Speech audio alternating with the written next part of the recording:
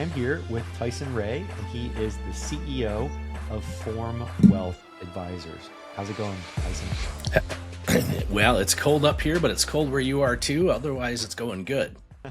Yeah, cold all around for sure. So before we get into just some tactical, fun advice for this episode, let's talk about your background. How did you get started? Yeah, the short version is the eviction notice on the fridge when I was a kid, when dad left mom with 4 kids and started, bussing tables and earning some bucks over the weekends. And then when I was 16, I got a ride home in a Ferrari. I lied at which home I lived in.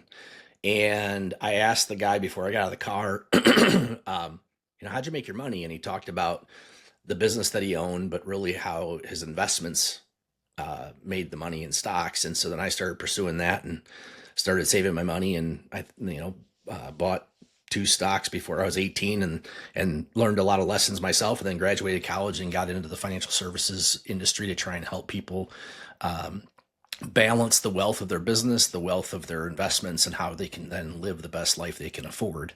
Is kind of the last 27 years of being a financial advisor. Nice, nice. And for people tuning in, whether they're looking at an exit currently or planning for one, I think that this will be a fun tactical conversation here. So let's start sort of unpacking preparing. I think if somebody's been running a business for, call it 10 years or so, what are some of the things that they can do to start preparing for their financial future and for exiting? Yeah, so about in 2018, I was getting bored with I needed a new challenge. And so I went and I did some research and went and got the first certification in exit planning, which is a certified exit planner from the Business Institute. And then in 25, was a track of time now, 24, I got the other certification in exit planning. And what both of them teach, and then in the book that we'll talk about later that we just put out, it starts with them recognizing the fact that exiting is a reality. You're either going to die with your business or you're going to exit your business while you're alive. And if you have something that's worth something, you need to be doing something about it. And I think the first step in preparing is seeing that is a problem and that needs a solution. Nice. So I like the way that you put that, where regardless you're exiting, it's going to happen one way or the other. Mm-hmm. Yeah, it's either going to be on your terms or the way you want it, or it's going to be people trying to figure out what you wanted. Mm-hmm. So from a financial perspective, what are some things that you like to highlight the most when you're talking to clients or when you're really trying to organize businesses and operations for an exit? Yeah, so we came up with something called a SPACE framework, and it's an acronym, but even the word SPACE is important, because I think you listening to this, that's an entrepreneur and a business owner, and the urgent's crowding out the important. You're going 8 million miles an hour. You need to take space in your calendar time. You need to take space in your thought process to be able to focus in on, if you weren't there tomorrow, what needs to happen. And the acronym of SPACE starts with, and I think this is where it's the acronym starts with the S being seeing. And it's not seeing the money, it's not seeing the finances, it's seeing, look into your future and what do you see if you weren't doing this, if you weren't owning this company. Look into the future and see what would that transition look like, and be honest with yourself, because you may be listening to this and be like, nope, I'm dying at my desk. Well, okay, that's fine. But then that begins the plan. What do you see yourself doing? What are those that have been in your life that you love and you care about? What do they see and want for you to do that? And get really clear on what that vision is. Mm-hmm. And explore other possibilities maybe, or look at different pictures, but land the plane on, yeah, this is really what I want. And then from that, which then leads to your prepare question, because the P in SPACE is prepare. What do you need to be preparing for? What preparation have you done? And what's the list? What are the legal documents, or what does that transition look like, or the leadership team, or is it an internal or external, right? What do you see yourself? And what do you see in preparing? What do you see yourself have to stop doing? And so you're basically making a list of stuff, a lot of which needs probably to be delegated to somebody else, which then leads you in the space framework for you to see it. You kind of what needs to be prepared to make what you saw a reality, to then what do we need to start acting on? You got to take that prepare list and just start knocking out certain things, because exiting your practice or setting up a proper succession plan is a process. It is not a sit down for an hour and figure it out. It is a journey you're going to go on, just like the journey of building your business is a journey to transition your business. So what order those prepare things need to be prioritized and then starting to act on? And I think a lot of business owners maybe get to those first three, but the C in space is now you're committing to not let the urgent crowd out the important, to not let the new sale or the new hire or the new opportunity derail you being able to continue to act on knocking out these tasks that need to be prepared to make what you saw a reality. So if you can see it and you can prepare for it, you can act on it, you can commit, then you can exit. And for you that are listening to this, it's like, I'm not ready to exit, or I'm going to die at my desk. That's fine. But in seeing what you saw, a lot of business owners need to realize that to accomplish what you see, you need to exit certain things you're doing. You need to let go, delegate, let other people take over, exit the things that suck the energy out of you to give you the best version of you to then continue to live out running this business. Or it's exiting certain things to prepare yourself to ultimately exit all of it. Mm-hmm. And what are some of the biggest mistakes? I like that there's the prepared aspect and making tasks that you can knock out, especially like getting the ones that are kind of sucking the energy out of you, so that you can continue. I like that a lot. When it comes to like the mistakes that you see people make the most, what are those that you could share? Yeah, the biggest mistakes are not the facts and the figures. It's not the to-do lists. The biggest mistakes is not defining who am I when I'm not the owner of this business anymore. What am I going to do with all these gifts and talents and responsibilities? What am I going to do with it? My ego and my identity and my purpose is tied to a title and tied to owning something that if I sell it, getting really clear on who am I on the other side of that? Because that will either prevent you, if you don't if you don't define that, usually it's going to be one of two extremes. You're either going to regret that you did it, or you're going to be living out this person that you saw, that you defined that. I think it's funny because it's a feeling, not a fact. Mm-hmm. Of who am I when I no longer own this business, and have those around you help speak into that. So when you no longer own the business, you can be who you decided you wanted to be. Because if you are this owner of a business and now you're not the owner of the business, there are individuals I've run into that the biggest mistake is they didn't define that. And now they feel like they're nothing. Mm-hmm. Mm-hmm. Yeah. Having that inward conversation is pretty crucial, especially when it comes to like people that are sitting around. Maybe they don't have family right near them or anything, and they're just sort of trying to figure out their next steps. I've met a lot of people that lose their way afterwards and didn't set that path early on. So good wisdom there. Good wisdom there. When it comes to timing, you kind of touched on it there a little bit, but let's be a little bit double click on that. When it comes to the right time, I think everybody's at different chapters. Businesses are in different industries, of course, but generally, when is it the right time for somebody to exit? I believe the statistic is 80% of people make a transition that wasn't on their time frame, or it was life, family events, health events, industry events. I think the other, I'm going to answer this by going back and adding the second mistake, which almost is as big as the first, is the best exit is the one that you don't have to do it, because my encouragement to you listening to this, if you're a business owner, is steward your wealth in such a way that you have financial resources outside of your business, that you have an option. It's optional to sell it. Those that pour every dollar of profit back into business to grow the business and to leverage the business, now you have to get a dollar amount, is a different stress than you have built wealth independent of the business. So your livelihood and your future isn't dependent upon that. It's kind of like, I like to say, save like you were an employee, because they have to retire too, so that you have the option to sell it. And for some clients, it's balancing or taking the 5 or 10 year time frame to build the wealth outside of the business to lessen the strain of what the sale of the business needs to be. Mm-hmm. Yeah, de-risking that sort of emotional involvement of getting to a certain number, and then if you don't hit that number, then it's just sort of a cascading effect mentally around what just happened. So that path that we were talking about before, if you establish what you are and what you want to be, and then you don't hit that goal during the exit, there's a lot of regret that could build there. So I like that part.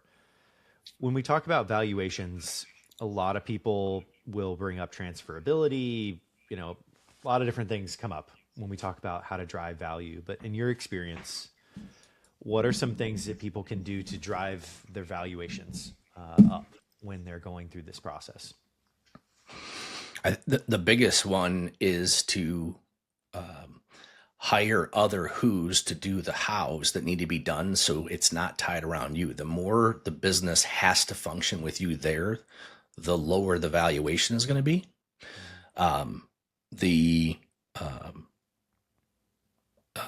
That's point one. Point two is diversifying your revenue streams, right? It's great that you get all this revenue from this client, but that's a risk.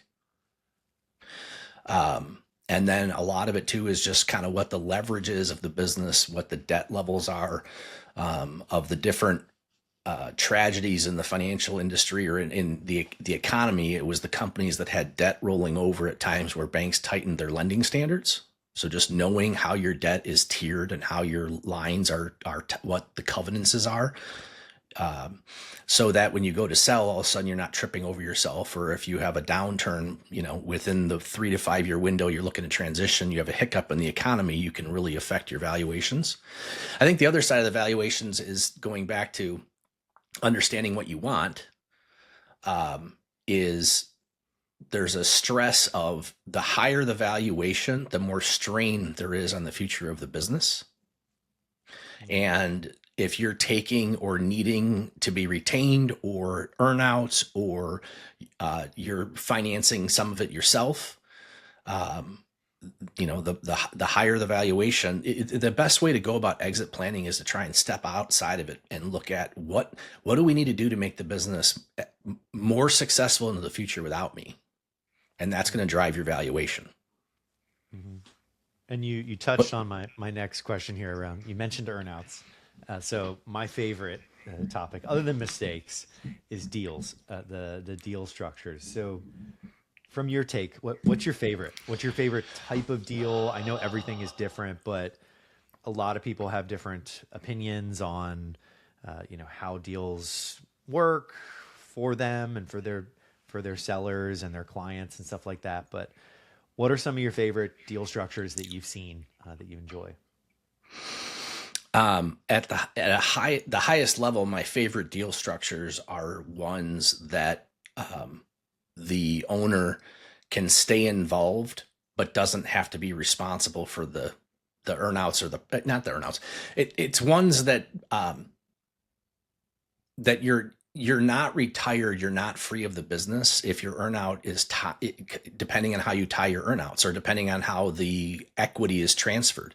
And the more that's retained, the more your emotions, your stress, the whole thing you're looking to probably exit from stays on. And so really it boils down to getting clear on what freedom is. You are no longer having to be responsible for the business. And part of that is a little bit of financial planning of, okay, can we get enough money in the transition that's guaranteed and set that you're set for life? And then the rest of it's gravy, or it's icing on the cake, or it's the extra, or it's, gee, it would be nice if it happens, but we don't have to agonize over a company we no longer often control. to perform in industries or the economy we also don't control, to then have that stress that you were looking to remove yourself from. I like that. So before we get to your book and the framework that we were briefly talking about before, space, I really like that framework. It's a great concept. Let's talk about knowing what you know now. What would you tell yourself 10 years ago?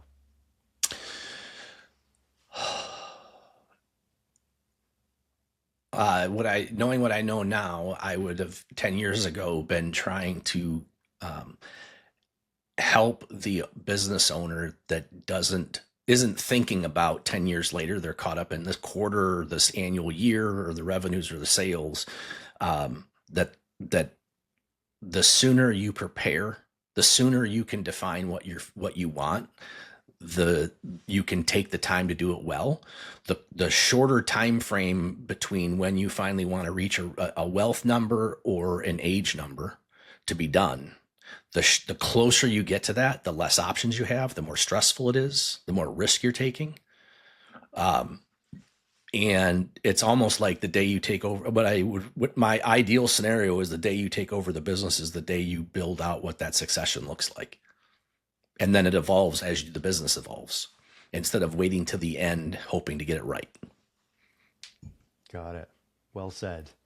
Okay. So that takes us to your book. Let's talk about it. Yeah. So in the financial services industry, a little over a third of the financial advisors that control almost half of the assets in the industry are retiring over the next 5 to 7 years. It's basically baby boomers retiring. And again, step out of the financial industry, that's true across the board, right? Baby boomers are retiring. They're owning the business. They're making this transition. I got the 2 different certifications. I looked in 2024 at the private equity. Do I want to bring on a partner? Do I want to, divest myself? And I started realizing, when you get into it, all the things you don't know. I also started realizing that there's a risk to you getting your education on exit planning when the buyer is sitting across the table telling you what your options are, and those are the only options exist, when those aren't the only options. But when the numbers get thrown out and they're they're big numbers, all of a sudden it distracts you from, is this the right fit? Is this really what I want? And what I realized for the financial services industry, and I think this is true just in general with business owners, is that there's a lot of people needing to make this decision, and there's not a lot of resources out there to talk through what are all the options. And we did a podcast. We brought on different experts. We brought on, and if I make it industry agnostic, it's basically, there is a lot of people looking to make a transition. And if you're not ready for the transition, that may give you the opportunity to do acquiring, or to realize that there's going to be companies that sell to a new owner, and those customers didn't decide that decision, that's an opportunity also to gain market share, because in the end, the clients, the customers, the vendors will make the decision of whether they're staying or going. So there's an opportunity to be a business owner in the marketplace where they're going to get somebody new possibly, or there's going to be change that may not be what they really want. And at the same time, if you're selling a business, there's bottom line is the book, the first part of the book talks about this is all happening.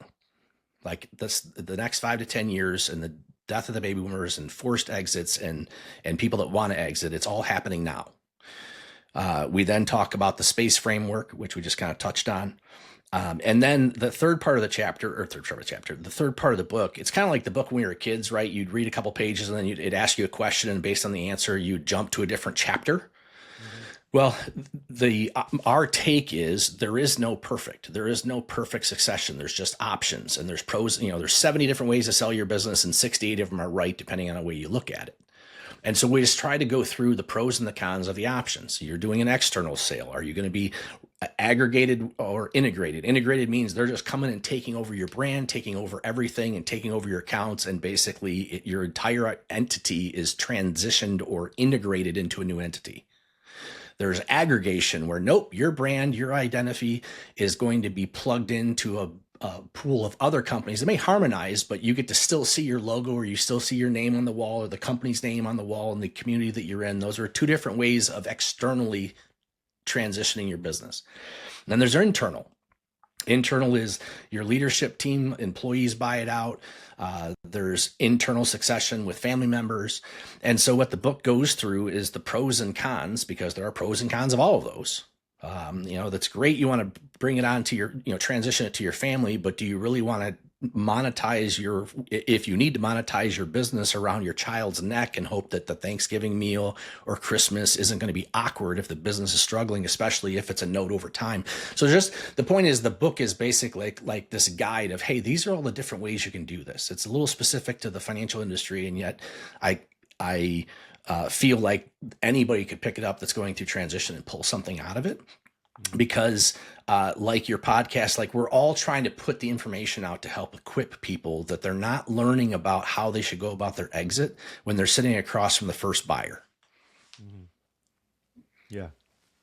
I like that it's generally good to consume information to show your options. Like, understand that that first buyer isn't the only option, and what they say isn't just the only framework that you need to be thinking about. So I agree. I think they're calling it kind of the silver tsunami, or however people are calling it, of the boomers retiring, passing down businesses. A lot are just getting shut down because there's nobody to acquire these businesses.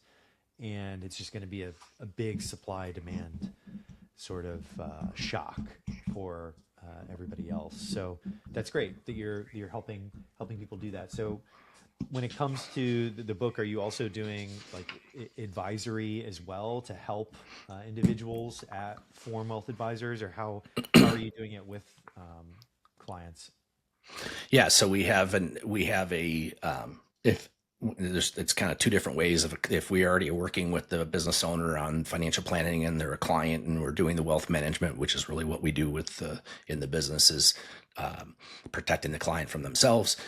We'll do the exit planning, and then we have a fee only opportunity to basically work with folks that they don't have the financial assets to be a client of ours, or their assets are tied up in the business, or they already have a financial advisor, but they need someone to walk them through what is their exit looking like. And in the consultant role that we play in that regard, it basically, the business owner delegates to us the responsibility to help them work through the process and effectively quarterback the attorneys, the accountants, their CFOs, themselves, their spouses, their team. And our approach to that is we take the position that we're not necessarily there to represent the CEO. We're there to represent the business, because your valuation is going to be greater if your business can be successfully transitioned. The business has to be successful. And if you ask yourself, if you're listening to this and you want to, here's how do you know you successfully transitioned? Is that when you go out 5 or 10 years later in life and you run into your leadership team, or you run into the customer that had been a client for decades, they're like they're like family, and they say, thank you. We're continuing to grow and appreciate the company that you created. Mm-hmm. Because if you do it wrong, either because you take too much money and so the business struggles, or the private equity firm comes and just guts things and finds efficiencies, but it's not best. That's why for the financial industry, we said, if I was going to make it agnostic, it's how do you retire, be fully compensated, and yet keep your clients, your team, your interests first? Like, how do you make sure they are left to be successful? Like, if you really were honest with yourself, I want to leave a business that they actually could be better off when I'm no longer there. That's the goal. That's a humbling reality to even admit. And so that's the position that we take, and we just try and help the owner realize and speak to them as if, hey, we're representing the company. Is this really going to be good for the company? And how is this a fit? And what are the advantages of why we're going down whatever transaction we're going down? And talk through the pros and cons, because the whole idea is, can we make informed decisions today to not regret those decisions in the future? Well said. And where can people learn more? Yeah, so the book is Total Succession. That's on Amazon. People could, most people link in through me on the LinkedIn side to touch base. Foreign Wealth Advisors or foreignwealth.com is the website on the financial services side of things. And the Total Succession podcast is out there to be found to talk again more about some of this. But like you, it's just I don't have a dog in the fight. It's just trying to we're here to try and help people make better decisions. Well said. Well, wherever you guys are listening on iTunes or Spotify, the links that Tyson mentioned will be in the show notes. But thanks so much for coming on and sharing all your wisdom. Hey, appreciate you having me.